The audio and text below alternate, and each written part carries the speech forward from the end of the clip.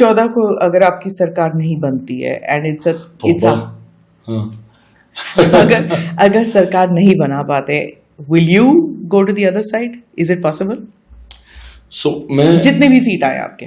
मैं रामविलास पासवान जी का बेटा हूँ एंड आप भी उनको बहुत अच्छे से जानती थी, और जिन्होंने भी उनकी राजनीति को देखा है और वही संस्कार मुझ में है क्योंकि उन्हीं का अंश हूँ। कभी भी पोस्ट पोल अलायंस मेरे नेता ने नहीं किया, मेरी पार्टी ने कभी नहीं किया, भले आप उनको कितना भी मौसम वैज्ञानिक कोई भी कह ले, बट वो किसी गठबंधन के साथ गई, ये शुभ संकेत होता था कि वो गठबंधन सत्ता में आ जाता था।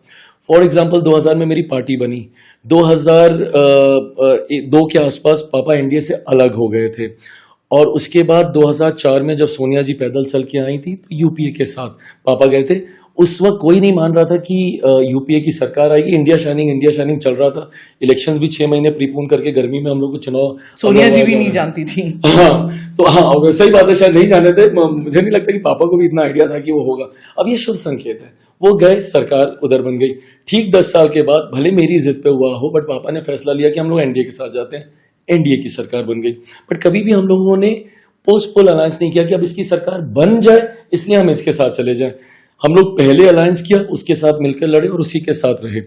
इसका निष्कर्ष यह है कि मैं कहीं नहीं जाने वाला। जितने भी विधायक आएंगे, सरकार बने नहीं बने, मैं यही हूं। तो कोई रेड लाइन है कि अगर राहुल गांधी और वैसे ही आए जैसे सोनिया गांधी आई थी? देखिए, मैं सोनिया जी को इस बात का श्रेय दूंगा, उनमें ना एक वो पर्सनल कनेक्ट बनाने का बहुत अच्छा। अगर प्रियंका गांधी पर्सनल कनेक्ट बनाए तो नहीं, मतलब प्रियंका जी से मेरी बातचीत होती है, बट मैं इसको दोबारा एम्पलीफाई करता हूँ। जब तक मेरे प्रधानमंत्री हैं मैं कतई कहीं नहीं जाने वाला। मेरा समर्पण, मेरा प्यार, I love him a bit too much for any, मतलब कि कोई मुझे ल्योर कर सके ऐसी किसी भी चीज से या किसी भी चीज से। हाँ रियली?